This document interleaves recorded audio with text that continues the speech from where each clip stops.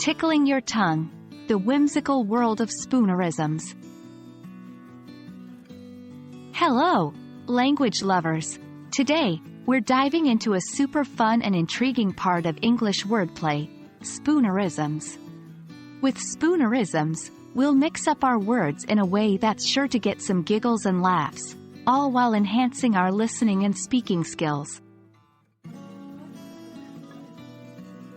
Spoonerisms are a playful kind of language error.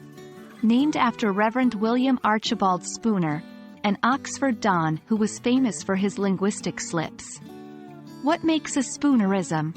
Well, it's when we accidentally, or intentionally for comedic effect, swap the initial sounds or letters of two or more words. For example, saying, "You have hissed all my mystery lectures," instead of, "You have missed all my history lectures." That's a classic Spoonerism. Creating Spoonerisms is quite simple. Start with a phrase, any phrase, and swap the first sounds of two or more words. For instance, take a well-boiled icicle instead of a well-oiled bicycle. Can you see how the sounds are switched? It's important to note that the swapped sounds must make real words for the Spoonerism to be effective. Spoonerisms are more than just language goofs. They exercise our linguistic flexibility and can be a powerful tool for developing phonological awareness.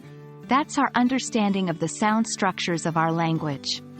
Plus, they're an excellent way to inject some humor into our English conversations.